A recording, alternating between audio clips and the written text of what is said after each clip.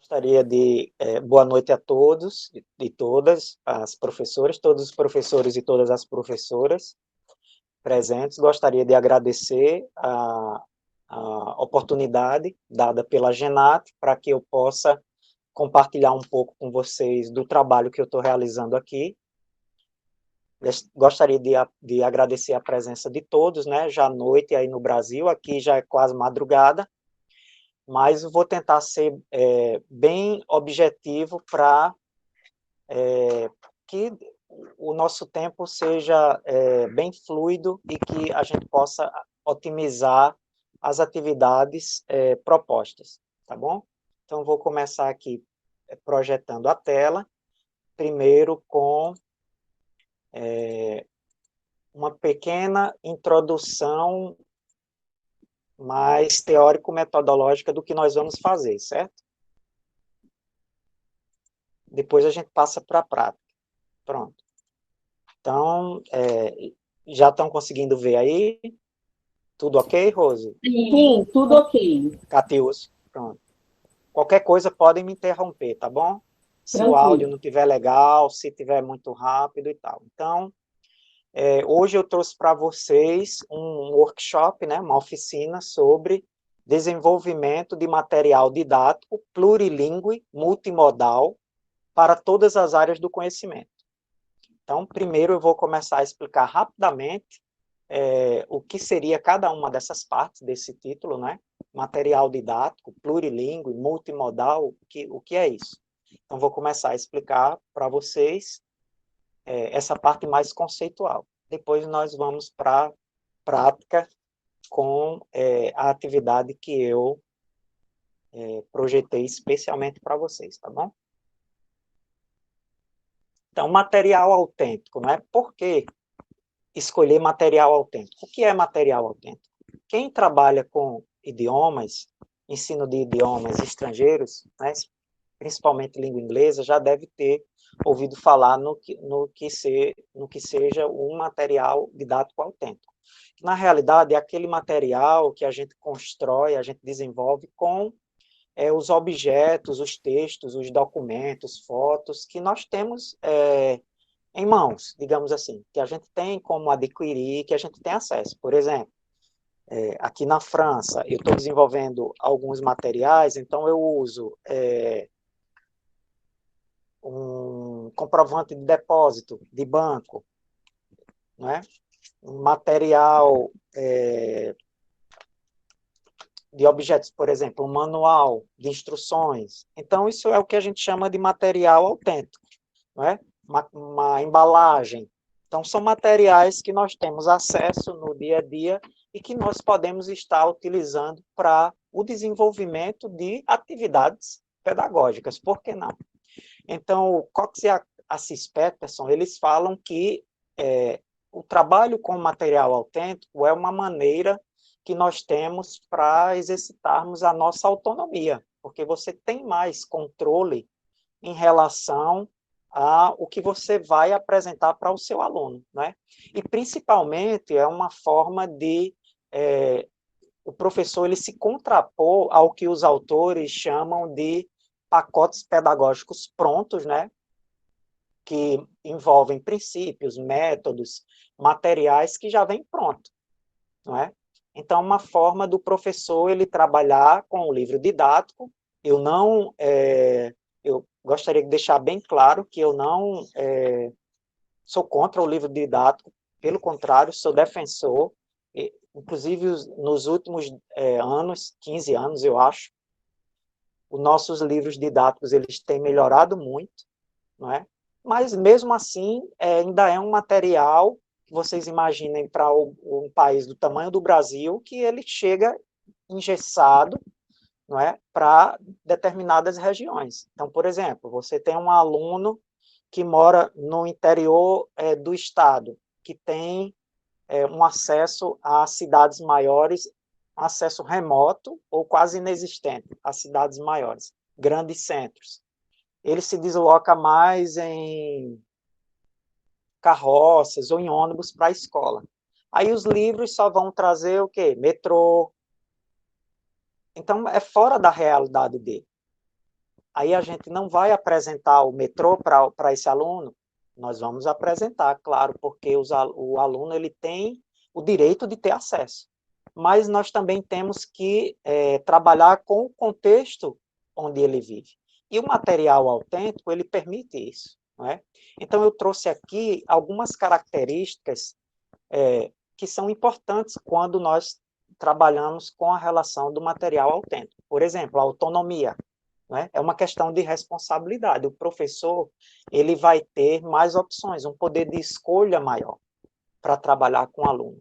E, às vezes, no livro, vem um conteúdo limitado, não é? Ou então vem um conteúdo muito abrangente, mas que muitas vezes, para determinada turma, o conteúdo é um pouco mais fraco, para outra turma já é mais forte. Se o professor ele produz boa parte do material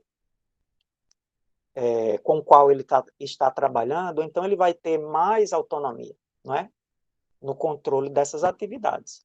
Outro ponto importante, justamente, é o controle. Então, ele tem autonomia para escolher e ele vai controlar. Então, quantas vezes a gente não procurou uma foto de alguma coisa para colocar numa atividade, para passar para os alunos? A gente procurou essa foto na internet e a gente não conseguiu encontrar, ou nós encontramos uma foto com uma resolução não muito boa, um tamanho não muito bom para impressão, muitas vezes a gente nem encontra. E quando você pode comprar ou você mesmo desenvolver, então você tem maior controle. Você pode controlar, tirar a foto de algum lugar. Eu sou um professor de geografia, eu vou falar sobre relevo. Então, eu posso tirar uma foto sobre algum aspecto do relevo, né, da paisagem.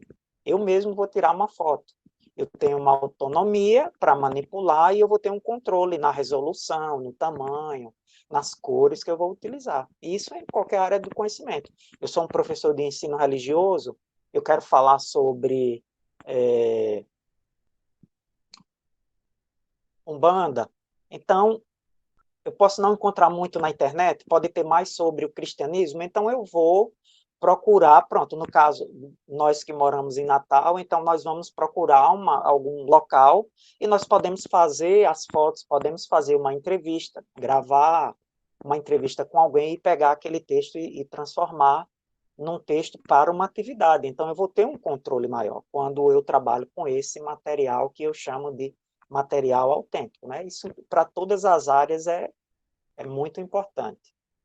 Outra coisa é o senso crítico, né? Muitas vezes o livro ele é recheado de atividades, mas alguns textos não trazem, digamos assim, uma mensagem que leve o aluno a uma reflexão. Quer dizer que eu só vou trabalhar com textos, como nós falamos muito na língua portuguesa, pesados, cheios de criticidade e tal? Não. Mas é interessante eu poder trazer para o aluno alguma coisa, algum assunto que está em alta no momento para colocar para o debate. Então, se eu trabalho desenvolvendo esse material, se eu tenho autonomia e o controle, então eu vou conseguir colocar uma função social por trás daquele texto, para causar gerar uma reflexão no meu aluno, certo? Outro ponto interessante é a questão da autoria, é a identidade, né? A minha identidade. Então, eu também vou ter uma menor necessidade de estar pedindo autorização para utilizar foto, para utilizar textos de jornais e tal. Principalmente as fotos, muitas vezes você quer colocar uma foto quando você vai apresentar um trabalho na internet, ou principalmente quando você vai imprimir para divulgar ou para vender, e você quer colocar uma foto, e essa foto ela tem direitos autorais, então você tem que ir atrás da pessoa e tal. Se você pode fazer a foto, então você já vai ser o autor da foto, né? Então, você já ganha com o tempo de ter que estar pedindo autorização para utilizar esse tipo de material. Isso mais para quando nós vamos trabalhar com impressão, certo? Porque hoje em dia, na internet, quando nós não utilizamos imagens e tal no contexto comercial, é só colocar a fonte que você está resguardado pela lei. Tem a questão do aspecto cultural, né? As questões sociais. Então, o material utilizado, quando eu utilizo o material autêntico, eu posso dar um significado maior àquela atividade para o meu contexto social. Então, é um pouco do que eu falei. Eu vou apresentar ao aluno a neve, eu vou apresentar ao aluno o metrô, eu vou apresentar ao aluno todas essas coisas que são de outro contexto social. Na realidade, isso é uma obrigação do professor, porque ele vai estar incluindo esse aluno, né, dando acesso a esse aluno. Mas, quando eu utilizo também um material autêntico, eu vou poder trazer elementos do contexto social local, até para valorizar. Por exemplo, no ensino de língua portuguesa, valorizar a literatura e a cultura local. No ensino de artes, valorizar os artistas locais, né? Então, dificilmente você vai encontrar um livro de artes que traga, no caso aí do Rio Grande do Norte, que vai trazer uma referência, como é que eu posso falar? Uma valorização que tenha peso para os nossos artistas, né? Então, se eu trabalho com material autêntico, eu posso montar atividades pedagógicas que também valorizem a cultura local, né? E, por fim, não menos importante, eu coloquei aqui, existem várias respostas para a pergunta de o porquê utilizar um material autêntico. Mas eu coloquei 6. Como tem a questão da autoria, de eu, professor, eu não precisar pedir autorização e eu ter autonomia e controle, nós também temos que ver com o material autêntico a questão do aluno. Então, é uma forma de trabalharmos com as chamadas metodologias ativas, não é? Porque eu posso pedir ao aluno também para me trazer materiais e para a turma desenvolver essas atividades com os materiais com os quais eles têm acesso, não é? Então, o aluno ele se torna, por vezes, o agente principal responsável pela própria aprendizagem dele, ok? Então, eu trouxe assim esses 6 pontos com relação ao material didático, que é a ênfase maior que nós vamos dar aqui à nossa oficina, nosso workshop. E por que abordagem plurilingüe dos gêneros discursivos? Então, vamos lá. Vamos falar um pouco dessa relação, como nós encontramos aí essa relação. Primeiro, vamos falar um pouco de gêneros discursivos. Quem é da língua portuguesa já está bem familiarizado, não é? Então, os gêneros discursivos, eles são bastante trabalhados com um autor chamado Bakhtin, não é? Então, ele diz que os gêneros discursivos são tipos relativamente estáveis de enunciados,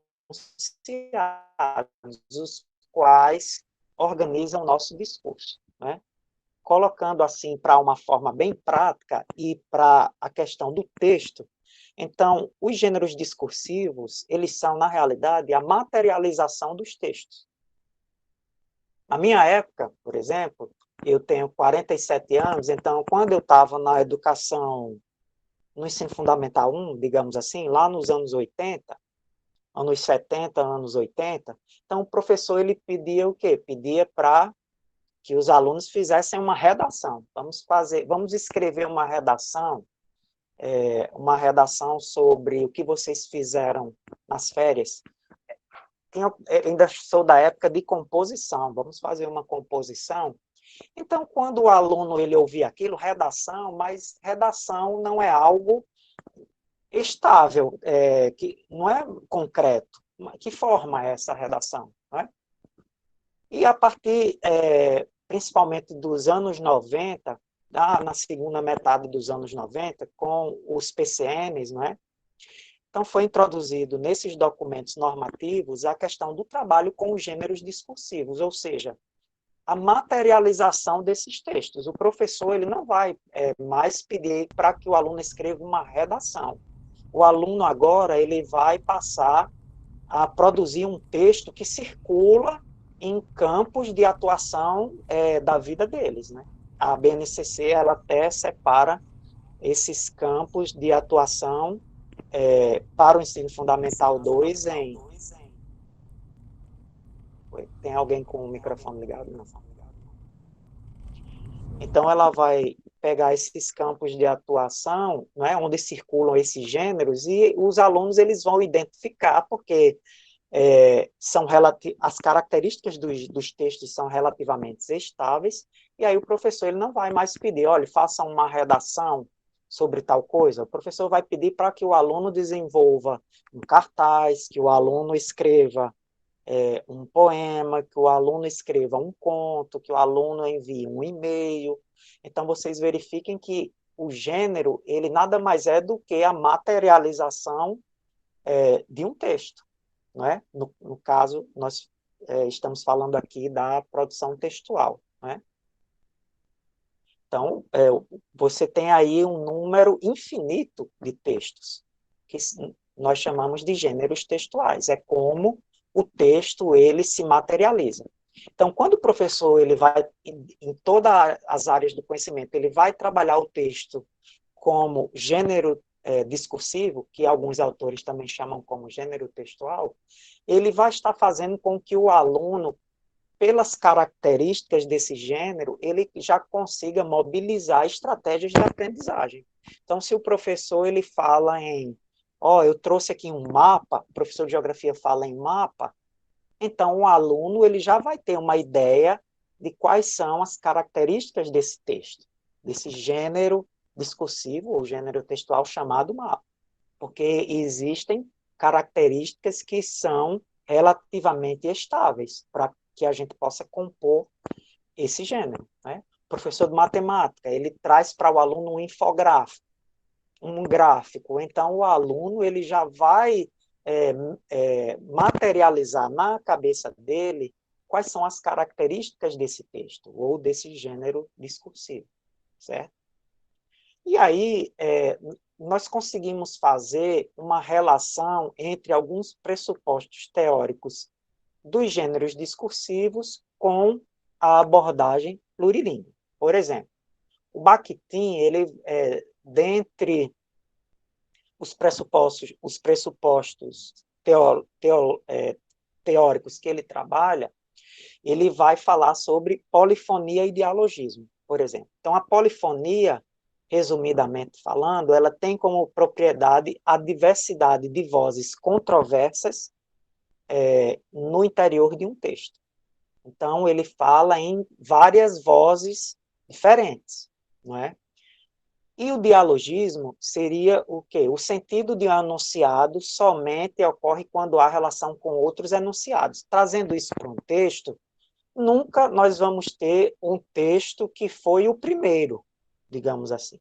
O meu texto, ele não é meu, mas ele é de várias vozes. Essa questão dessa polifonia. Por quê? Nós montamos esse texto, desenvolvemos esse texto a partir do diálogo. Né? Então, isso vai depender dos campos de atuação nos quais eu estou inserido. Então, vai depender da religião que eu frequento, vai depender do discurso, né, que é utilizado no meu contexto familiar, no meu contexto de trabalho. Eu vou dialogando com esses textos, né, essas várias vozes, e eu vou desenvolvendo o meu próprio discurso, no caso, o próprio texto. Quando nós vamos fazer um trabalho científico, pronto, eu estou falando para uma audiência de professores.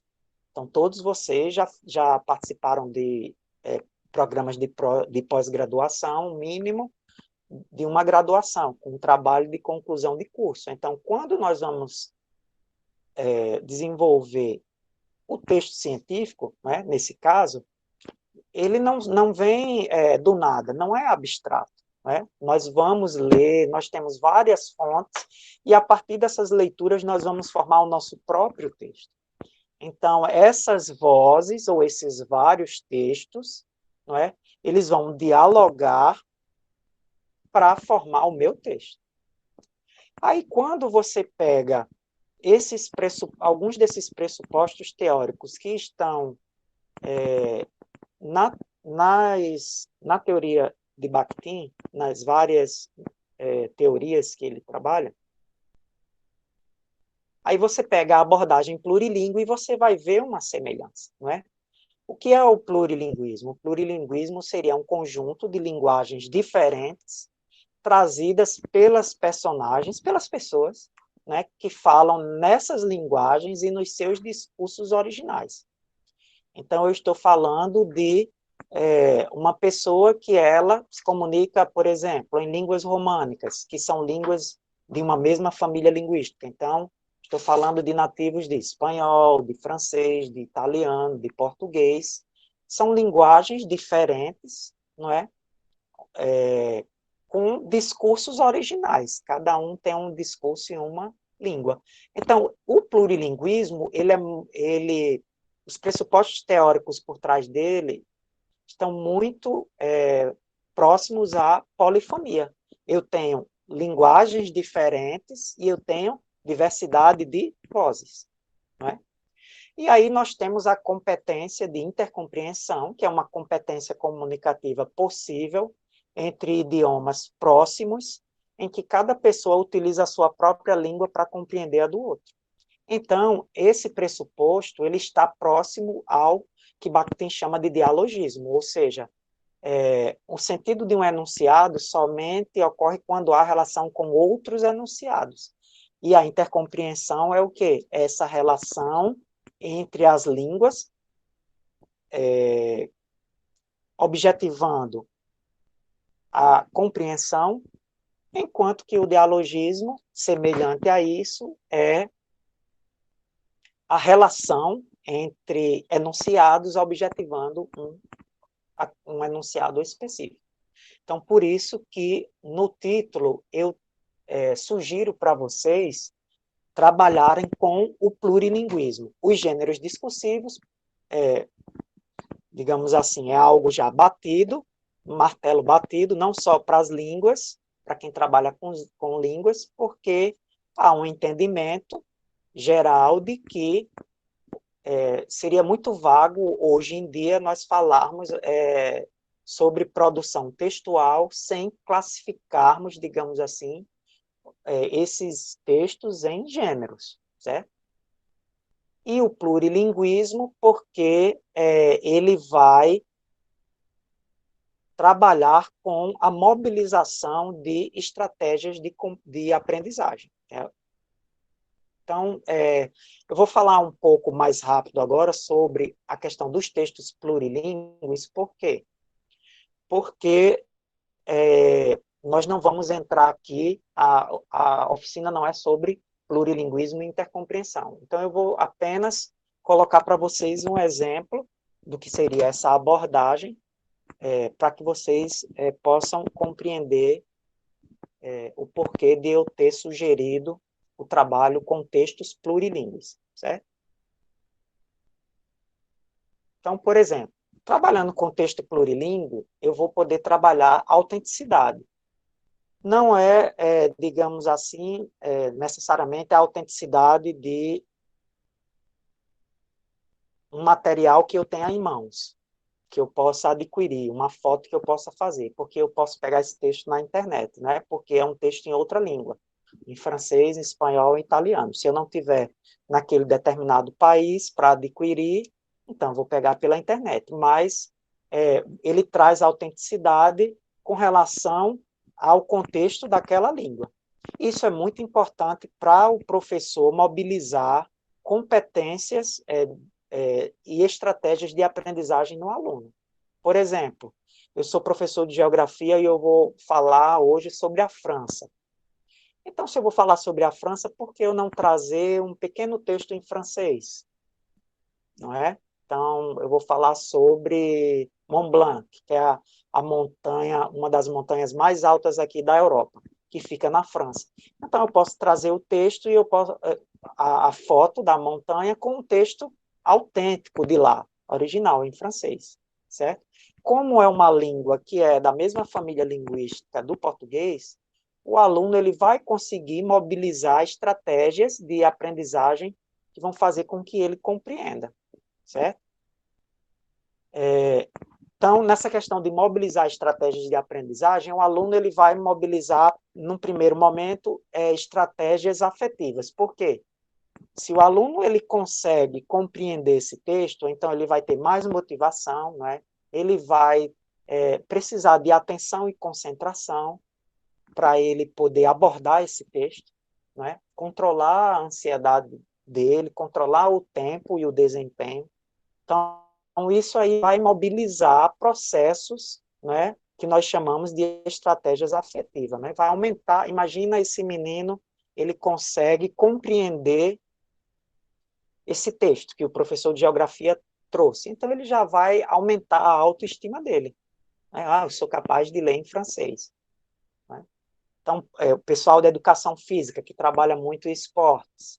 Quando eu estava em sala de aula, eu me lembro que na segunda-feira era bem complicado dar aula, porque tem o campeonato brasileiro, a maior parte dos campeonatos aos sábados e domingos, né? Com alguns jogos às quartas. Então, os alunos, eles, na segunda-feira, só conversavam sobre jogos. E hoje em dia, os alunos têm muito acesso a campeonato espanhol, campeonato francês, campeonato italiano, pelos grandes astros, né, internacionais, Messi, Cristiano Ronaldo e tal, e os jogadores brasileiros, né, que estão lá. Então, imagina o professor de educação física, os alunos, ele sabe que no domingo teve um jogo importante da Eurocopa, ou do campeonato francês, ou do campeonato espanhol. Na segunda-feira, ele acessou no domingo um site da Espanha, por exemplo, e pegou lá um recorte, uma manchete, uma pequena matéria, e ele vai trabalhar ali aquele esporte com o texto autêntico em espanhol. Né? E aí vai conversar com os alunos sobre questão da autonomia, não é? Do material autêntico. Vai conversar com os alunos sobre o que aconteceu no final de semana. E aí vai falar sobre o esporte, futebol. E os alunos vão estar ali lendo em espanhol e mobilizando estratégias de aprendizagem, né? Outro grupo de estratégias que vai ser mobilizado, esse grupo que vai ser mobilizado são das estratégias cognitivas. Então, o aluno vai trabalhar com repetição, com agrupamento, com inferência, com tradução, resumo, paráfrase. Então, são processos cognitivos que acontecem automaticamente, né? Eu não posso motivar uma pessoa, a pessoa que se motiva, mas eu posso utilizar metodologias, materiais para que o aluno se sinta motivado, né? Então, essas estratégias, elas acontecem naturalmente, elas deveriam acontecer naturalmente. E muitas vezes nós, professores, não utilizamos materiais, atividades e tal, que sejam adequadas para que o aluno mobilize essas estratégias, né? Isso ocorre muito nos nossos textos em nosso idioma. Então, muitas vezes, nós sabemos que no Brasil, grande parte dos alunos ainda jovens, com idade em torno de 13 anos, tem dificuldade em compreensão textual, né? Que nós chamamos do analfabetismo funcional. Então, o aluno, ele só consegue compreender o que nós chamamos de o que está na superfície do texto. Então, João chutou a bola. E aí você tem que perguntar quem chutou a bola, João. Se for para fazer uma inferência um pouco mais rebuscada, muitos alunos já não vão conseguir. Então, eles ficam muito na superfície do texto, muito na decodificação de palavras. Sim, eles ficam tentando decodificar as palavras do próprio idioma. E quando você traz uma novidade e com a autenticidade que eu estou falando, por exemplo, passou o jogo, eu vou trazer em espanhol, eu vou trazer em francês porque tem Neymar, eu vou trazer em italiano porque tem Cristiano Ronaldo. Então, esses alunos eles vão se sentir motivados a tentar compreender esse texto e eles vão começar a mobilizar essas estratégias automaticamente. Então, um aluno que pega um texto lá do campeonato de futebol espanhol ou francês, ele vai estar motivado a aprender, então ele vai usar várias estratégias para conseguir compreender o texto. Então, isso vai ficar, vai ser assimilado por esse aluno, depois que ele começa a treinar. E ele vai passar a fazer isso de forma automática também nos textos de língua portuguesa. Então, se eu tenho um texto em português e tem uma imagem lá, o aluno ele sabe que aquela imagem tem um significado, então ele já vai fazer uma leitura da imagem.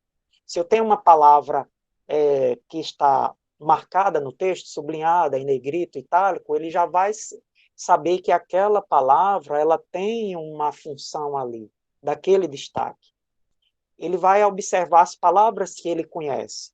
Então, isso tudo pode ser mobilizado pelo trabalho com esses outros idiomas próximos, né? No caso, falando aqui das línguas românicas, porque são idiomas que são da mesma família do português, né? E o professor ele pode trabalhar com os alunos essa questão das estratégias metacognitivas, não é? É observar, é trabalhar como os alunos estão mobilizando as estratégias cognitivas dele, né? Então, a questão da atenção seletiva, de manter o foco, o controle, automonitoramento, autoavaliação, todas essas estratégias, né, autogestão, e de identificar um problema, tudo isso pode ser mobilizado quando eu utilizo textos plurilíngues, certo? Eu vou trazer rapidamente um exemplo aqui, né? Como eu já adiantei, isso tudo aí, o aluno ele começa a transferir automaticamente essas estratégias entre as línguas. Então, o professor de artes, eu sou professor de artes, eu vou falar sobre uma tela de Picasso, então eu vou trazer o texto naquele idioma, né? Um texto naquele idioma, porque eu vou estar valorizando a cultura do país, não é? Com a questão do idioma, porque a língua é uma relação de poder, de identidade. E aí os professores, cada um fazendo um pouco disso, vai mobilizando essas estratégias, fazendo com que os alunos mobilizem essas estratégias, e os alunos eles vão transferindo essas competências entre os idiomas, e para nós, especialmente na nossa língua, melhorando a compreensão de textos, principalmente escritos em língua portuguesa. Então, eu tenho um exemplo aqui, por exemplo, de parte de um folheto que está em francês. E se vocês prestarem atenção, o que é que nós faríamos num primeiro momento? Ah, não sei francês, não vou nem tentar e tal. Mas se vocês observarem, vocês vão... É sobre, provavelmente, Covid, não é? Eu tenho aí vários símbolos do que eu devo fazer ou não para proteger ali. Então, já é uma coisa que é atual e que é necessária, né? Então, o professor ele vai começar a verificar, esse texto aqui, o professor ele pode falar para o aluno, tá? Em francês. Então, o aluno ele já vai começar a utilizar estratégias, mobilizar estratégias para conseguir compreender o texto. E ele vai ver ali um ícone, né, de uma pessoa lavando as mãos, colocando a boca aqui no braço, pegando um lenço. Ele já vai fazendo esse processo com os ícones. A partir dos ícones, ele vai relacionando com o texto. É porque aqui a gente não tem microfone aberto e tal, não temos tempo, senão eu ia fazer perguntas que são típicas que um professor faz quando ele vai trabalhar com a intercompreensão e os textos plurilíngues. Mas prometo a vocês, em uma outra oportunidade, fazer uma oficina só sobre a intercompreensão e o plurilinguismo. Então, aqui o aluno está trabalhando com a semiótica, ok? Então, está trabalhando com ícones, vetores. E o ícone e o vetor, ele ajuda muito a questão do texto lá escrito, certo? Então, eu tenho lá, ó, se ali está lavando a mão, eu já começo a identificar palavras do meu vocabulário de língua portuguesa no francês. Ó. Se laver, regularmente, les mains, utiliser une solution hidroalcoolique. Então, eu já tenho aí lavar regularmente. Aí a mão aí não está tão parecido, mas eu posso fazer a inferência com o ícone utilizar uma solução hidroalcoólica. Gente, então, quando eu começo a mobilizar, então eu digo, nossa, é muito parecido com o português, eu sei ler francês, entendeu? Ali o aluno está mandando o quê? Tossir o quê? Aí você já vai observar o ícone para você tentar decodificar, né, compreender, decodificar as palavras e compreender o contexto. E assim por diante. Professor Oi. Hudson, no chat, como você não está visualizando, eu vou só ler um comentário da professora Verônica Marciolino Nilo. Pois Ela não, diz assim, é a questão da leitura visual, não é isso? Porque, inclusive, hoje a BNCC, ela traz o trabalho da análise linguística e semiótica, não é? Toda essa questão visual, que principalmente nessa geração dos anos 90 para cá é muito forte, né? Com o advento da internet. Então, hoje em dia, tudo que você pega para trabalhar na internet tem um apelo visual muito grande, né? Então, a leitura essa estratégia nós chamamos de leitura de imagens, né? Que são ícones ou vetores, por exemplo. Então, essa leitura visual, imagética, tem um apelo muito forte e que ajuda muito o aluno a compreender um texto. Ora, se eu sou professor de matemática e eu coloco apenas um enunciado para o aluno fazer um cálculo e tal, proporção ou sobre percentual, então aquele aluno que tem mais dificuldade, ele vai ficar ali muito preso ao texto. Se eu sei construir um infográfico ou um gráfico e eu coloco ali, eu vou estar dando ao meu aluno uma opção para que ele mobilize outras estratégias. Então, ele vai olhar o gráfico, por exemplo, ele vai ver uma seta do gráfico para cima, então ele já vai subentender que vai haver ali na resposta dele um aumento de alguma coisa. Só dando um exemplo assim bem raso, né? Porque precisaríamos ter o contexto. Então, vou passar aqui para... respondeu aí a professora? Depois veja aí no chat, por favor, e me fale que eu volto. É uma leitura visual, a gente chama de estratégia de leitura de imagens, certo? É um trabalho com semiótica. Então, vou trazer aqui mais 2 textos em outros idiomas. Eu estou trabalhando aqui sempre com o quê? Coronavírus. Oi. Só para deixar para você, a professora está agradecendo, está satisfeita com a sua resposta, tá certo? Tá bom, obrigado. Então, eu tenho aqui, olha, um texto em italiano, esse primeiro aqui, e um texto em espanhol, e o segundo, o azul, em italiano. Então, o aluno ele começa a brincar, mobilizar as estratégias dele, né? Aquele texto em francês, aí aqui eu tenho já mais recursos visuais, né? Um texto mais colorido, e ele vai ver as imagens e ele vai vendo, ó, mesmo o texto aqui em espanhol é a língua românica mais parecida com o português, certo? Então, ele vai mobilizando as estratégias. E aí ele vai vendo, ó, conselhos práticos para proteger-se do coronavírus, né? Covid-19. E esse aluno, ele já vai estar aí trabalhando com como é que eu posso falar? Ele já vai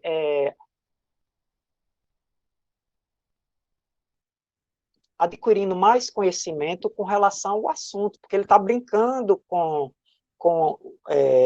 essa pluralidade de idiomas, e ele está gostando, está se sentindo motivado, porque ele está vendo que ele consegue. A autoestima dele vai aumentando por causa disso, né?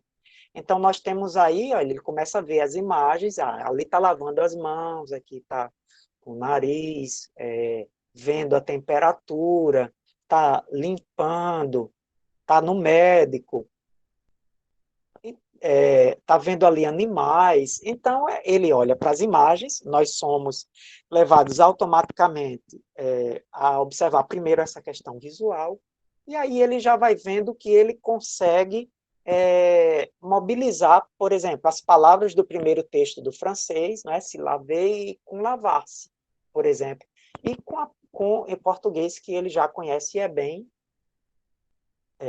similar. E aí, olha, ele já está utilizando leitura de imagens, ele já está utilizando inferência, ele já está utilizando palavras internacionais, que são palavras conhecidas, né? Por aí vai, está mobilizando várias estratégias. E aí nós temos o texto italiano, né?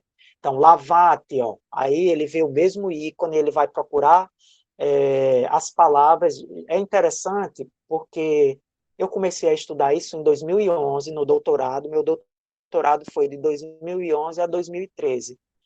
E nós fizemos a pesquisa no Terezinha Paulino, na Zona Norte, com 3 turmas, com 36 alunos, praticamente. Então, eu tinha um grupo A de controle, esse grupo eu não trabalhei a intercompreensão, eles tinham 4 aulas de língua portuguesa, normalmente com os professores deles, né, os professores de língua portuguesa. Então, eles tinham 4 aulas de língua portuguesa. Os 2 outros grupos, que eram as turmas B e C, eram as turmas de controle, né, o grupo controle. Então, eles tinham 3 aulas de português por semana, com o professor de português, e uma aula era de intercompreensão, eu ministrava. No final da experiência, de 1 ano, eram turmas do 9º ano, e eu acompanhei do 9º ano no Terezinha Paulino, ao 1º ano no Ana Júlia, que, para quem conhece, é ali próximo, né, no Parque dos Coqueiros, você tem o Terezinha Paulino, se eu não estiver enganado, talvez hoje ainda seja a única escola da rede com ensino fundamental 2 ali no Parque dos Coqueiros, né? Não sei. Se o Melquíades já tem, não me lembro. Mas, e o Ana Júlia é a única escola daquela região que tem ensino médio. Então, normalmente, os alunos de Terezinha Paulino, eles vão para o Ana Júlia. Então, na pesquisa, nós conseguimos rastrear. Então, pesquisamos os mesmos alunos, desde o do Terezinha até o Ana Júlia. Todos os dados, as atividades e tal, foram passadas diretamente para o UFRN, para o Departamento de Estatística, e aí nós descobrimos que os alunos que trabalharam uma vez por semana com esses textos, como eram os textos? Eles tinham o livro deles, né, o caderno de atividades, o livro didático de língua portuguesa, e nós montamos um livro, um caderno de atividades em intercompreensão. Eram os mesmos gêneros discursivos, né? Publicidade, contos, resenha crítica, roteiro de cinema e tal, os mesmos gêneros trabalhados em língua portuguesa no 9º ano, nós trabalhamos em francês, espanhol e italiano. Então, no final desse período, nós observamos que a turma A, que não teve a intercompreensão, os alunos, eles melhoraram o rendimento deles de um ano para o outro em torno de 60 e poucos por cento. Era algo esperado. A turma de alunos praticamente sem repetentes, né, os melhores alunos que vêm desde o 6º ano junto. E as turmas B e C tiveram uma melhoria, a turma B de 76%, se eu não me engano, 70 e alguma coisa, e a turma C, que eram os alunos menos fortes, digamos assim, que tinham mais dificuldades. Inclusive, eu tinha 7 alunos, eu acho, com algum tipo de deficiência nessa turma, né? Essa turma, os alunos melhoraram mais de 80%, eu acho que foi 86% ou 84%. Só mobilizando essas estratégias, entendeu? Isso aqui, eu tenho até esse livro publicado, vocês podem encontrar, é só digitar na internet, Escola Plurilingüe e Efeitos da Intercompreensão na Aprendizagem de Língua Portuguesa. Ele vai trazer essas estratégias que foram utilizadas pelos alunos e vai trazer o resultado da pesquisa. Vocês digitem aí no Google, vocês vão encontrar em dezenas de lojas.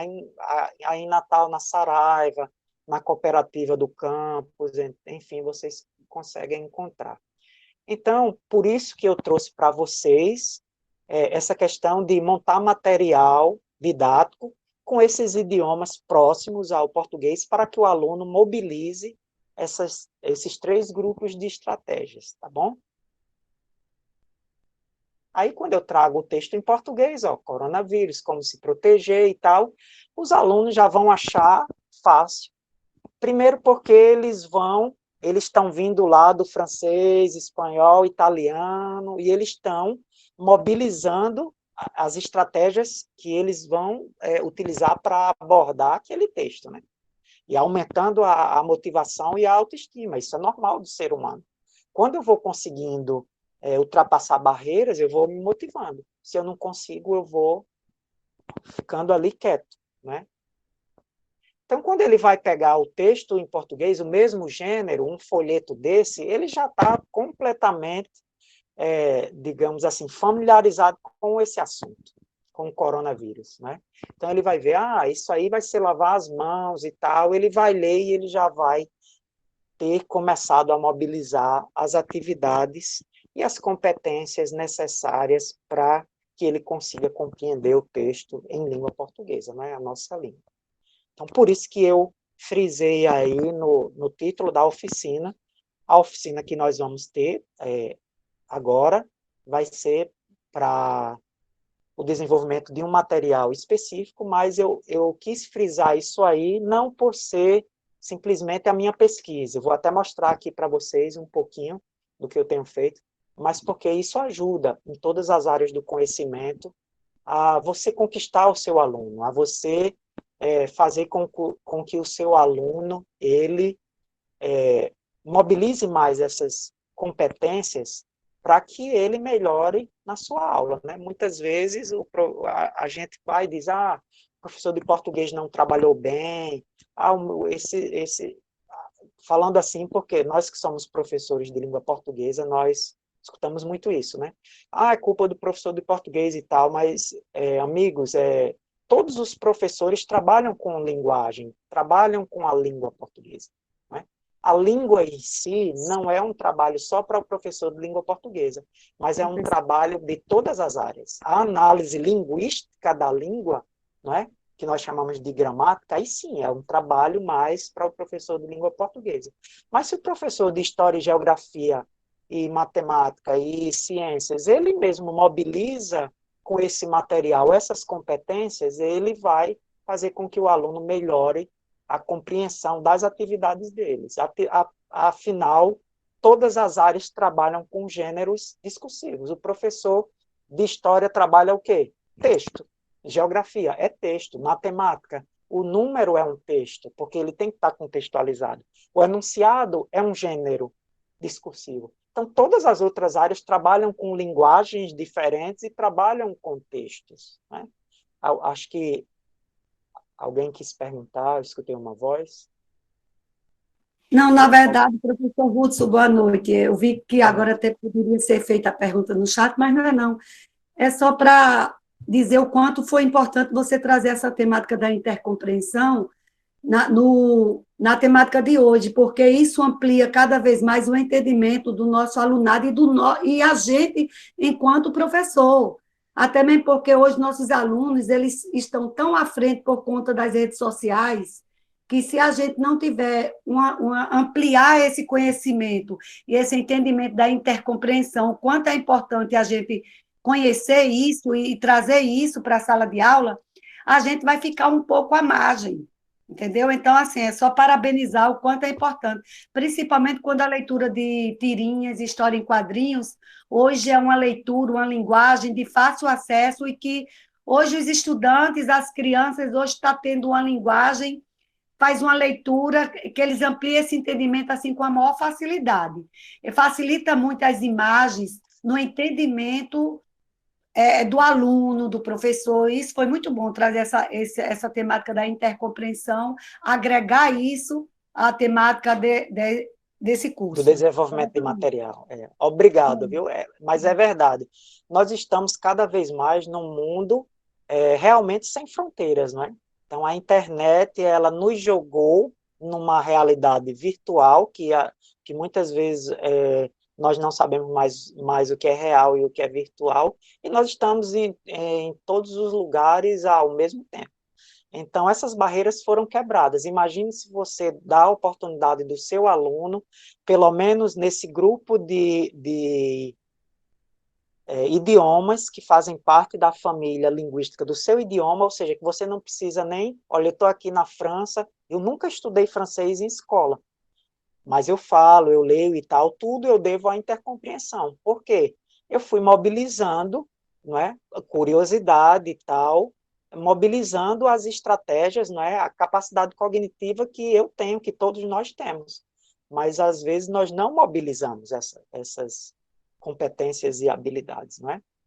Então, quando você trabalha com isso é maravilhoso. Eu fico imaginando um professor de geografia, um professor de história, um professor de artes, ele poder trazer para o aluno, eu vou falar sobre o Louvre, então eu vou trazer algo em francês, não é? Vou falar sobre a Itália, eu vou trazer algo em italiano, então ele vai automaticamente, são processos automáticos, o aluno ele vai começar a mobilizar essas estratégias. E aí vai melhorar a aula de todo mundo, porque a linguagem faz parte de todas as áreas de conhecimento. E eu, como professor de português, me arrisco a dizer que a linguagem, utilizada em muitas áreas, eu sou totalmente leigo com relação a algumas linguagens utilizadas em algumas áreas de conhecimento, porque eu não sou especialista naquilo. Então, muitas vezes, você tem linguagens apropriadas às ciências naturais, às ciências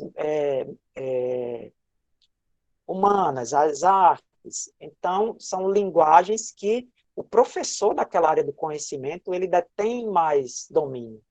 Então, pronto, então ele consegue ser um potencializador da melhoria da compreensão de língua do professor, né? Aí vocês viram ali que eu falei da multimodalidade, não é? Eu trouxe aqui. Primeiro, nós somos acostumados a trabalhar muito com material impresso, não é? Ou seja, testes e provas, nós pegamos um Word e nós fazemos atividades tradicionalmente para serem impressas no papel, né? Então, esse é o material impresso, tradicional. Quando eu falo de multimodalidade, eu estou falando de várias modalidades didáticas, pedagógicas, de material didático com relação ao nosso tema. Depois, subindo um pouquinho, nós temos o PDF, que é um formato portátil, né, que eu posso transformar esse arquivo de Word em PDF. E qual é, digamos assim, o meu melhor ganho? É o formato digital mais utilizado hoje em dia nas redes sociais, com a internet.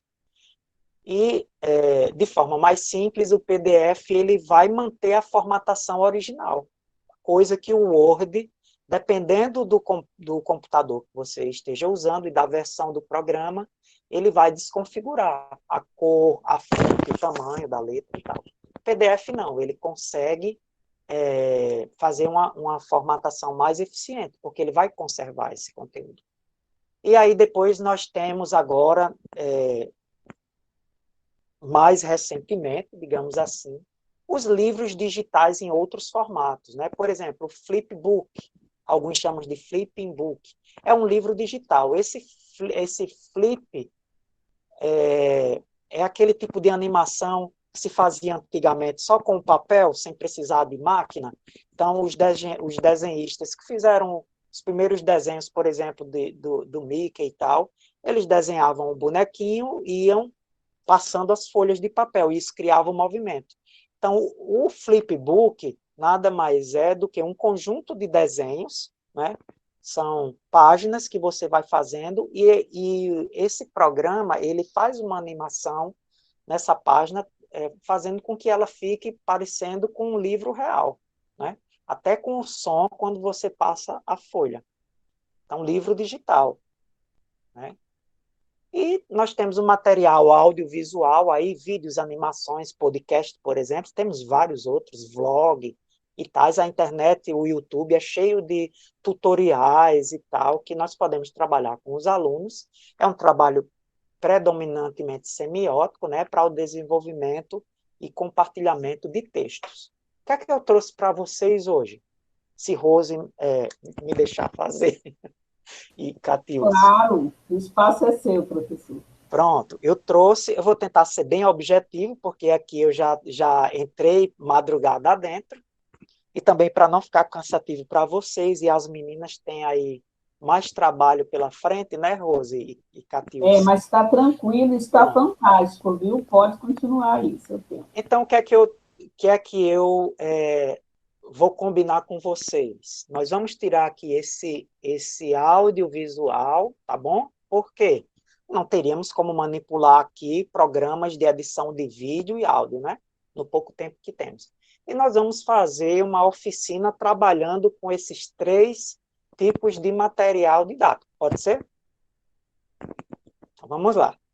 Primeiro é o material impresso, né? Então, tá ali, ó. Configurando uma atividade para ser impressa. Como eu posso otimizar uma folha de papel para que caiba mais conteúdo? Por exemplo, quando eu vou fazer uma impressão. Vocês podem prestar atenção que, no geral, as provas de concurso, né, como prova de Enem e do IFRN, eles utilizam colunas. Por quê? Se eu utilizo a folha só com uma coluna, digamos assim, então eu vou perdendo espaços nas laterais, não é? Que poderiam estar preenchidos com conteúdo. Então, eu vou sugerir aqui, essa parte de Word é mais uma sugestão, porque todo mundo aqui trabalha com Word, então é mais uma sugestão. Então, vocês podem fazer o quê? Primeiro, vocês, para ganharem espaço, colocam todas as margens 1 com 1 centímetro, certo? Vão lá no menu Layout, de página, margens, e coloca configurar todas as margens lá com 1 centímetro, tá certo? Depois, vocês vão no menu Layout de páginas e vocês vão escolher a opção de 2 colunas, tá bom? Aí depois vocês vão lá, caixa de texto, cabeçalho, menu inserir, caixa de texto, e vocês vão posicionar lá centralizado no topo. Mas, Ruth, por que eu não posso colocar, por exemplo, no cabeçalho mesmo da página? Porque se eu colocar ali no cabeçalho, vai estar em todas as páginas, e às vezes eu não quero que esse cabeçalho ele apareça em todas as folhas, eu quero que apareça só na primeira, para o aluno colocar o nome da escola e tal, né? Dependendo como nós estamos aqui trabalhando, desde do Fundamental 1, quando o aluno já tem alguma capacidade no desenvolvimento de textos escritos e na leitura, até o ensino superior. Então, como nós estamos trabalhando com esses alunos pequenos também, acredito que temos pedagogos aqui, professores que trabalham com o ensino fundamental 1, então o aluno trabalha com essa questão de escrever o nome da escola, o nome dele, né, que ele está aprendendo. Então, vai lá em menu inserir, colocar essa caixa de texto para colocar esse cabeçalho só uma vez, certo? Aí, textos, eu posso escrever ou eu posso copiar, colar. Numerar o texto, escrever ou copiar, colar, né? Se eu for copiar, colar, vou colocar uma fonte, tá bom? De onde eu tirei isso.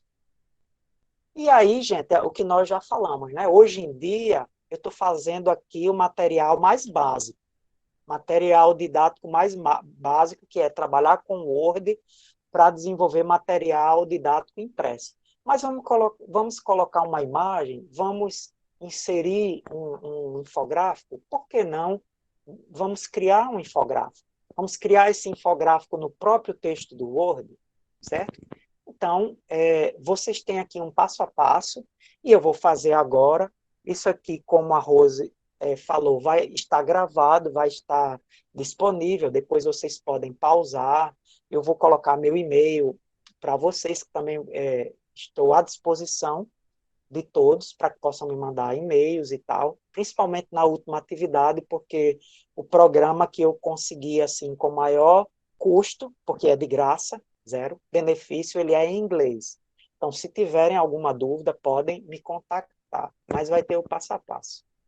Então, olha, eu vou pegar aqui e eu vou criar um infográfico no meu próprio texto. Mas primeiro eu vou fazer o que eu coloquei ali para vocês, certo? Que é essa primeira parte, tá bom? Então eu vou pegar aqui, eu vou abrir o Word, criar aqui um documento em branco. Aí o primeiro passo era o quê, gente?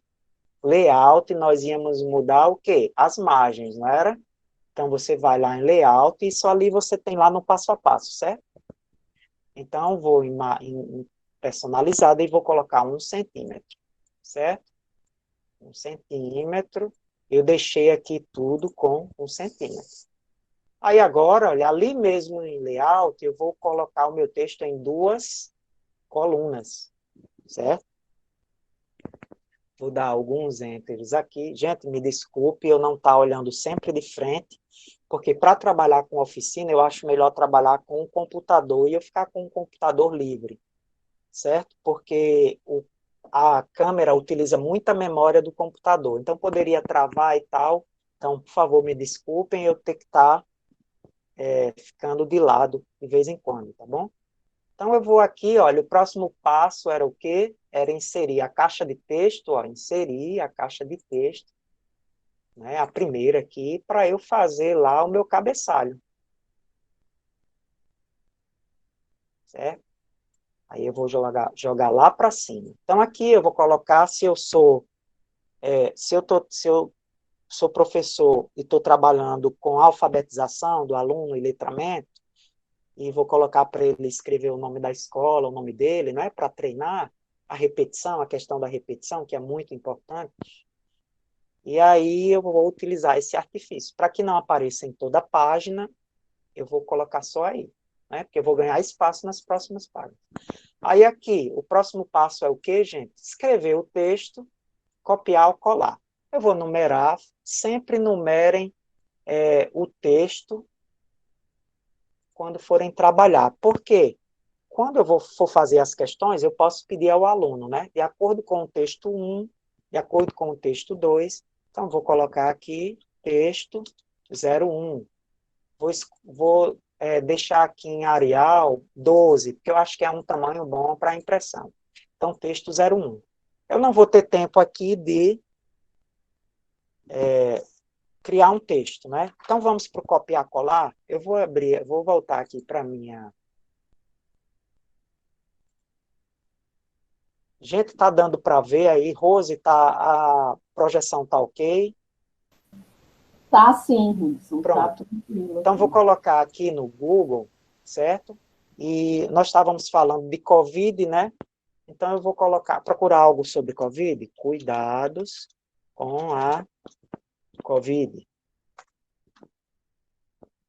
Pegar aqui qualquer um, ó. Já apareceu aqui um da Organização Mundial de Saúde. Como eu estou na França, ele me dá português de Portugal, mas a gente aqui está só fazendo uma experiência, né? Então, vamos lá. Ó. Vou pegar isso aqui, esse título, eu copio, vou lá para o Word, venho para cá, ó, colar, certo? Vou centralizar aqui, deixar em negrito e vou colocar o parágrafo simples, para eu ganhar espaço aqui. Então, vou aumentar esse aqui para fazer um destaque. Se eu estiver indo muito rápido, podem falar. Como vai estar gravado, então, para otimizar o tempo ao vivo, eu estou indo um pouco mais rápido, tá bom? Então, aqui eu já coloquei lá, né? Volto e vou copiar e colar o texto. Até pequeno. Então, eu venho aqui, copio e colo. Copiar e colar. Deixa eu voltar aqui. Para cá. Pronto. Copiar e colar, eu vou formatar aqui agora rapidinho, direitinho, vou colocar ele justificado, não é? Então, está aqui, ó. Então, a gente percebe que aqui o texto, ele é uma lista, ó, né, de coisas que nós podemos fazer para evitar a propagação. Então, aqui é de lave as mãos até se tiver febre. Então, vou separar aqui. Lave as mãos até se tiver febre. Pronto. Separei aqui. Aqui tem máscaras. Vou deixar isso aqui como um tópico. E isso aqui como outro tópico. Tá bom? E aqui, como tem uma lista, eu vou usar esses marcadores aqui, tá bom? Eu vou pegar aqui a régua só para trazer os números mais para cá. Pronto. Vejam, rapidamente eu fiz uma formatação de um texto. Vou colocar aqui embaixo o que, gente? Eu tirei da internet, eu vou colocar a fonte. Fonte. Organização Mundial de Saúde. E aí eu quero deixar isso aqui bem discreto, né?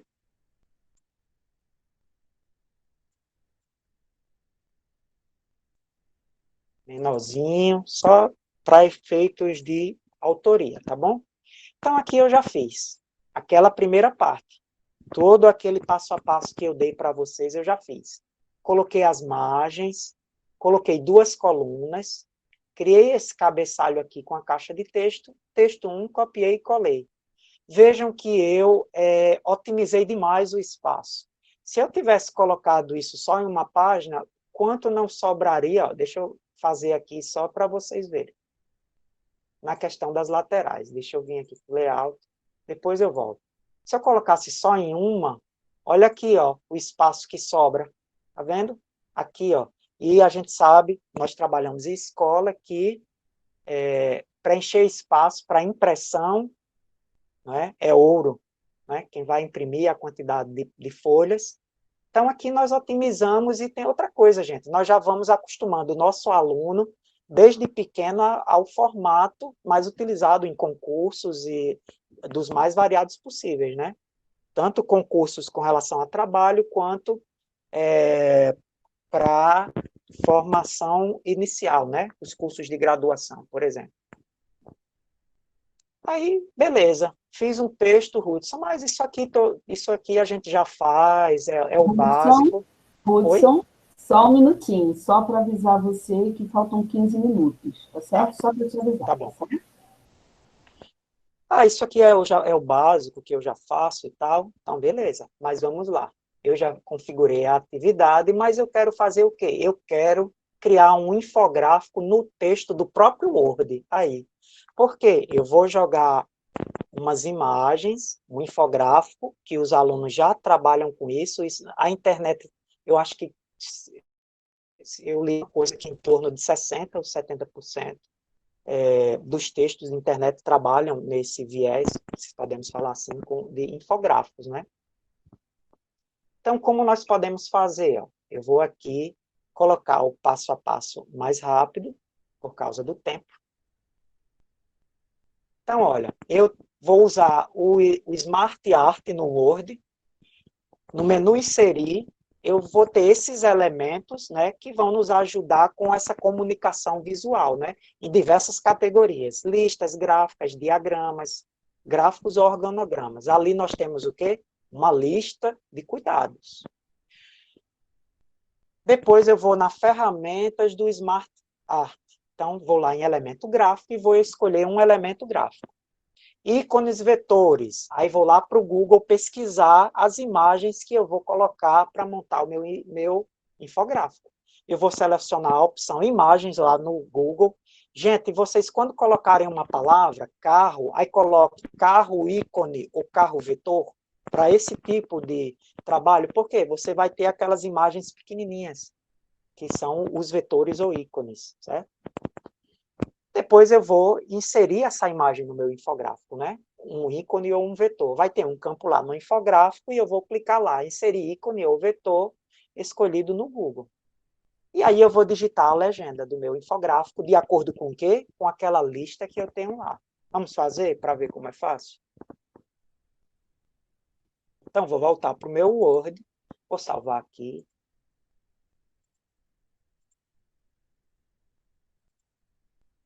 Salvar aqui como oficina Genat. Está em documentos. Pronto, salvei. Então, eu venho aqui, ó. Bom, o infográfico é o quê, gente? É um texto. E esse texto tem um nome.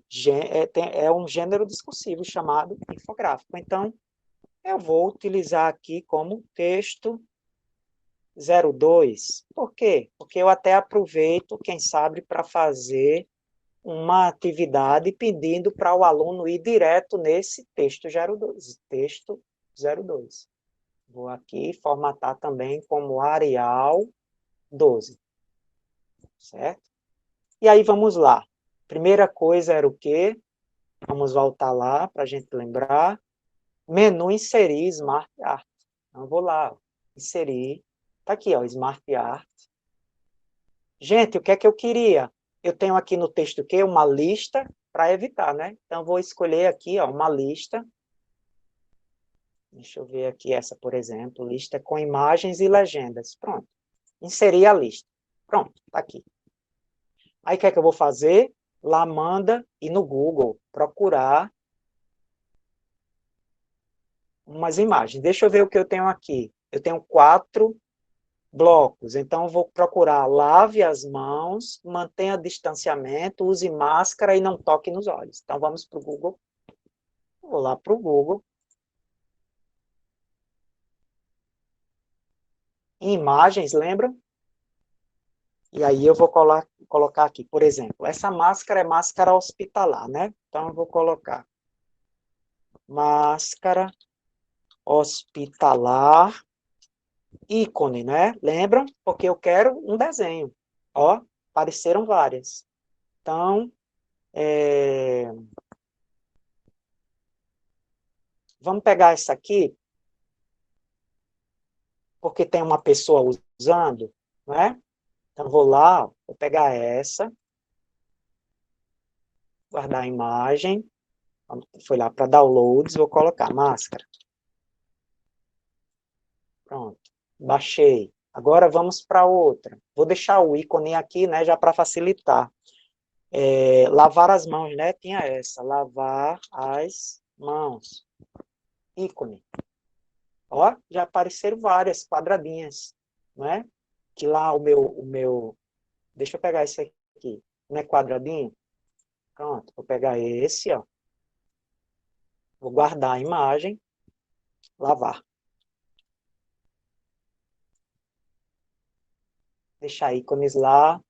O outro era distância entre pessoas, não era? Distância entre pessoas. É ícone. Vamos ver se eu acho. Achei, ó. Então, vamos pegar aqui qualquer um.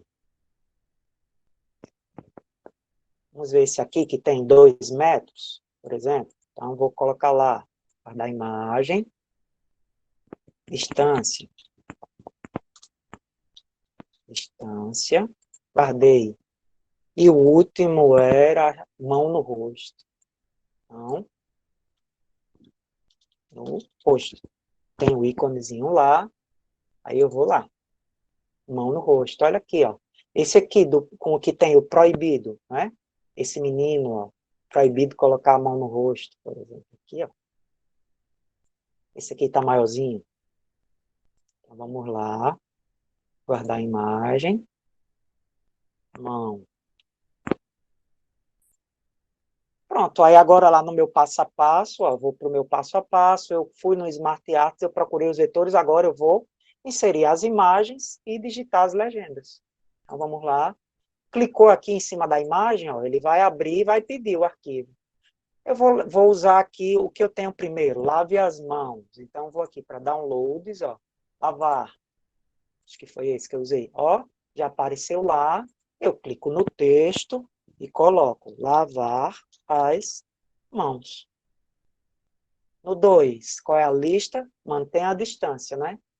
Então, vamos lá. Distância, ó, aqui, perfeito, 2 metros. Então, vou colocar Distanciamento social. O outro é a máscara. Vamos lá. Aqui, ó, a menina com a máscara. Use máscara. Use máscara. E o último é não tocar.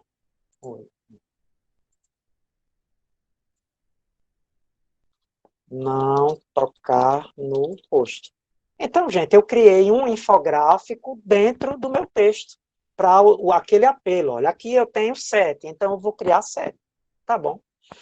Mas aí, Hudson, beleza, mas eu posso criar um infográfico? Eu posso transformar esse texto em infográfico? Posso. Então, vou fazer aqui embaixo mesmo. Você pode fazer numa outra folha do Word ou você pode fazer na mesma folha, certo? Então, vamos ver como é o tutorial, rapidinho. Então, vamos lá, vou colocar aqui para vocês. Eu vou criar um infográfico agora com o Word. Eu criei um no Word, vou criar um com o Word. Olha aqui. Primeiro eu vou escolher um plano de fundo, né? Vocês viram que o panfleto da Itália, da Espanha e do Brasil eram mais interessantes visualmente do que o da França, porque era colorido, né? Então, um plano de fundo, olha, eu tenho ali todo o passo a passo, cor ou imagem. Eu posso fazer o quê?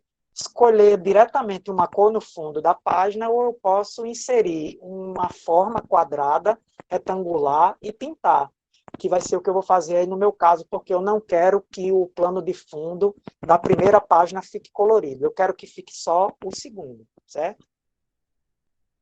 E aqui eu tenho todo o passo a passo, ó. Eu vou formatar as imagens, clicando com o botão direito do mouse, eu vou escolher esse plano de fundo para colocar ele atrás do texto. E as outras imagens e as caixas de texto eu vou colocar na frente do plano de fundo, certo?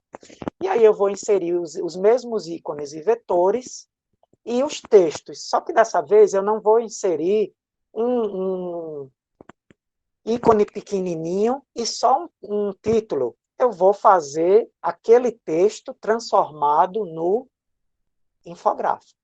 Vamos ver como é. Eu vou fazer só um exemplo por conta do tempo, porque ainda tem a parte principal, que é aquele flipbook. Então, eu venho aqui, qual foi a primeira coisa? 5 minutos. Tá. Peço aí um limite de mais de 10. Então, vamos lá. Aqui eu vou inserir uma forma, por quê? O Word, ele não nos dá a opção de... Infelizmente, eles não nos dá a opção de colorir apenas o plano de fundo de uma única página. Se eu fosse colorir um plano de fundo aqui geral, na ferramenta lá em cima, formatar plano de fundo, ele ia pintar essa primeira página, mas eu não quero. Eu quero fazer uma página comum, com o texto e o infográfico dentro da página, e eu quero a outra página transformar em um infográfico, a própria página. Então, eu venho aqui, eu escolho a cor que eu quiser, o contorno que eu quiser, eu vou colocar uma cor aqui um pouquinho mais clara. Só para a gente fazer o exemplo. Pronto. Aí, qual era o outro exemplo? O outro passo, gente? Isso aqui vai para trás, ó, enviar para trás do texto. Pronto. Agora eu vou inserir aqueles ícones, certo? Vou inserir só um. Por exemplo, deixa eu ver aqui qual era o primeiro. Primeiro era lavar as mãos. Então, eu vou transformar esse texto aqui, ó, o texto inteiro em um infográfico. Então, aqui eu vou inserir imagem, né? O que é que eu vou fazer com a imagem? Ela vai vir para frente, ó, em frente ao texto, como eu falei lá. Por quê? Porque aí eu vou poder mexer. Aqui eu posso trabalhar com a cor da imagem, ó. Vou colocar ela mais verdinha, para ficar aparecendo. E agora eu vou fazer o quê, gente? O texto, né? Eu vou colocar uma forma aqui, ó, porque o infográfico ele não tem aqueles caminhos, né, e tal. Então, aqui eu vou e posso mudar a cor. Vou colocar aqui um azulzinho. Pronto. Para colocar o texto, eu vou inserir o quê? Uma caixa de texto. Arrasto para cá, é aquela mesma coisa, ó. Eu vou trazer para frente do plano de fundo. A caixa de texto é bom a gente deixar toda transparente, ó, sem cor de preenchimento e sem contorno. Gente, eu não já tenho o texto pronto, então eu vou copiar e colar. Ó. Ali é lavar as mãos. Eu vou vir aqui, copio e colo.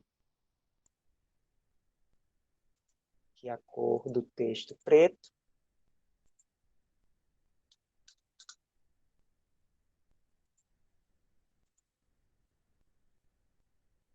Aqui a forma sem preenchimento e sem contorno.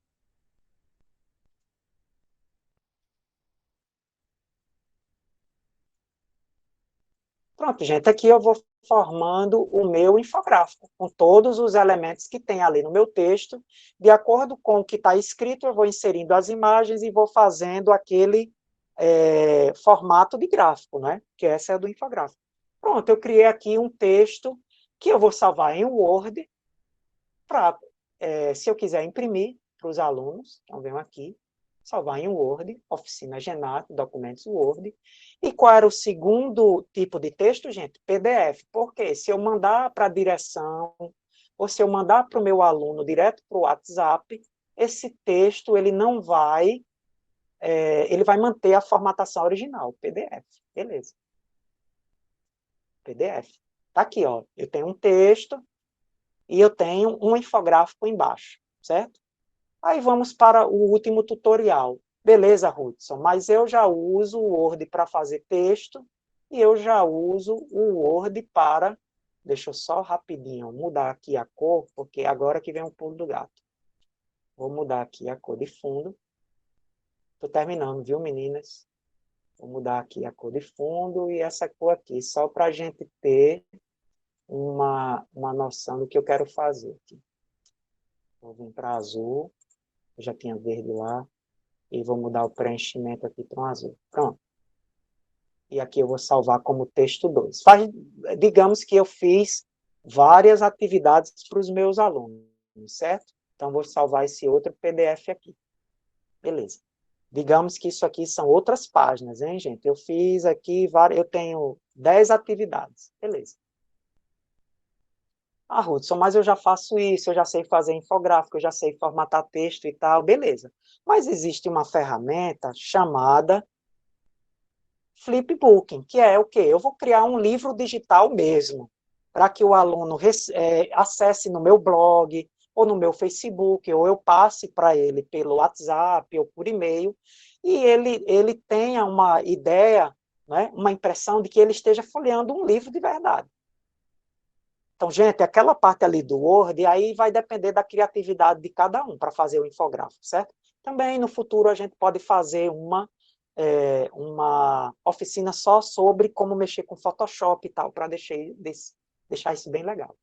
Então, eu vou sugerir a vocês esse site aí, ó, fliphtml5.com. Aí vocês fazem um cadastro na opção Sign In. Aí, para criar o livro digital, a opção Make a Flipping Book.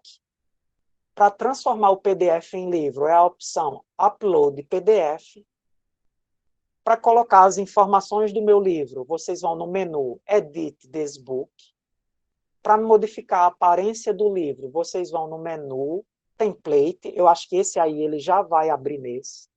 Aí o estilo, menu Style, Theme, mudar o tema, tipo... Eu tenho aqui a página do meu livro, mas eu quero o fundo cinza, verde, azul. Eu vou fazer vários livros e eu vou, de acordo com o assunto, mudar o fundo de onde o livro vai estar. Para eu colocar o som, para passar a página, eu vou no menu Styling, Design, Flip Sound. Para divulgar o meu livro, colocar num blog, no Facebook, passar para o aluno, eu vou na opção Book, Link, Copiar, Colar. E para eu ver minha galeria de livros, para eu configurar e tal, eu vou na homepage, no menu My Flips. Vou mostrar para vocês, porque isso aqui a gente faz rapidinho. O mais difícil, gente, é fazer o Word e o PDF, por incrível que pareça. É a sua criatividade, nas cores, em procurar as melhores imagens, ícones e tal. Olha aqui como isso é rápido. Eu vou lá, ó, fliphtml5.com. Eu vou aproveitar para abrir aqui para vocês o trabalho que eu estou fazendo do pós-doutorado, para vocês observarem o link, que eu acesso de lá, tá? Vão observar o que eu já fiz. Tá aqui. No doutorado, essa plataforma ela depois vai estar disponível para a Secretaria de Educação com centenas de atividades para todas as áreas do conhecimento, em 4 idiomas. Então, no doutorado, eu estou trabalhando com esse flipbook, olha aqui, ó, a capa do livro, ó, ele vai passando como se fosse um livro mesmo, certo? Infelizmente, assim, como eu estou no computador, não vai estar saindo o som aí. Mas vocês imaginem o aluno de vocês recebendo a atividade deles assim. E vocês não gastaram R$1. Olha só. A motivação, a autoestima no aluno, não é? Que vocês vão estar lá criando. E eu também estou trabalhando, gente, com desenvolvimento de animações. Isso vai ficar para o município. Ó. O aluno ele vai poder... Esse vídeo é uma história da minha vida. O Menino e a Antena Parabólica, é o primeiro livro, mas eu vou fazer várias histórias. Então, nesses vídeos, o aluno ele vai poder escutar a história em português e ler a legenda em francês, ler a legenda em italiano, escutar em espanhol e assim por diante. Vamos para o flip. Olha aqui, ó, eu coloquei vários gêneros, ó. Vendo? Aqui eu posso trabalhar todo tipo de texto que eu fiz no Word, ou eu escaneei, e transformei em PDF e eu jogo aqui. Tudo com material autêntico. Ó. Vejam aqui, por exemplo, ó, essa foto eu que tirei, aí eu fui pesquisando o texto, vou ver um aqui de transportes. Aqui, ó, embalagens que eu peguei na transporte, o próprio ticket do trem que eu comprei, eu utilizei, o mapa, eu tirei a foto na estação. Pronto. Como eu fiz isso? Eu vi aqui no programa, no Flip, ó.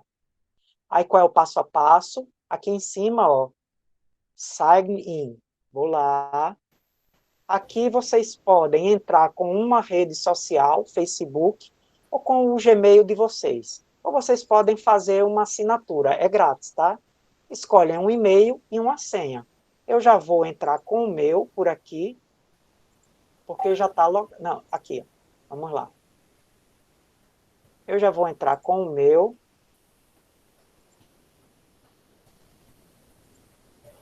Professor, Porque já vai estar logado, já estou terminando, tá bom? não querendo ser indelicado, porque a gente vai abrir outra sala. É uma pena, tá tão bom. Tá bom, já está terminando essa parte aqui, é bem rápida. Então, olha, o meu aqui já está logado. Eu fiz o cadastro aqui, ó. E-mail e password, certo? Eu já tenho os meus livros montados em PDF. Aí eu vou lá e eu entro, né? Eu já fiz o login, eu já fiz o meu login, eu entro. Tá aqui, eu vim para o meu, já entrei. Aí eu vou para onde agora? Make a Flipping Book. Vou lá, Make a Flipping Book. Olha como é fácil. O mais difícil foi fazer o Word e o PDF. Aí, ó, Upload PDF. Aí vou lá, eu não salvei em documentos. Aí vou subir lá o documento, ó. Oficina Genate.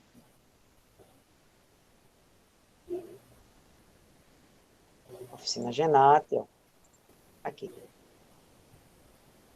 Certo? Aqui, olha, enquanto está ali, ó, qual é o título do meu livro? Oficina Genate. Ele já fez o livro para mim, ó, enquanto eu estava digitando.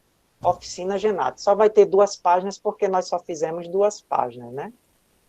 Aí aqui, a descrição qualquer, posso colocar palavras-chave, COVID, porque isso vai para a internet. Então, é o texto que vai ser digitado.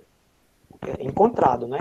Aí eu posso ir lá para editar, ó, templates, eu vou escolher esse aqui mesmo, que é o tradicional, mas eu posso mudar, ó, aí ele vai mudar, certo? Vou para o estilo, eu não quero esse fundo cinza, eu quero um pouquinho mais claro, então eu vou aqui, mudo, certo? Aqui no design, eu quero colocar o som, é aqui, ó, Flip Sound, tem tudo ali no passo a passo, certo? Tudo ali no passo a passo. E aqui, para eu compartilhar com meus alunos, está aqui em cima, ó, o link, Book Link. Eu copio e vamos dizer que eu mandei para o meu aluno pelo WhatsApp. Aí eu vou, coloco lá, e quando o aluno clicar, ele vai ter aquela atividade que eu fiz para vocês. Ó. Eu comecei com um simples Word que eu transformei em PDF, mas eu posso virar a página, ele vai virar para um infográfico. E digamos que aqui eu tivesse 10, 20, 30 páginas, esse aplicativo, ele aceita até 300 páginas. Então, você pode fazer vários livros, cada um com 300 páginas, né? Se eu for aqui na homepage, eu vou ter o quê? O menu com meus flips. Pronto. Eu vou estar aqui, ó, com os meus livros. Então, gente, me desculpem passar um pouco o horário. Era isso que eu tinha para trazer para vocês. Eu espero que tenha sido útil, não é? Em tempos de pandemia e agora com o ensino híbrido, a gente tem que utilizar muitas ferramentas para poder conseguirmos atingir o nosso público e fazermos com que os nossos alunos se motivem a estudar, né, e a aprender. E essa forma do flipbook, vocês conseguem fazer facilmente com um simples cadastro. Vocês vejam que eu não levei 2 minutos para fazer um livro digital. Tudo que eu fiz é o que vocês já fazem, trabalhando com o Word, transformando em PDF, e a ferramenta aqui vai criar um livro digital para vocês. Deixo aqui algumas referências.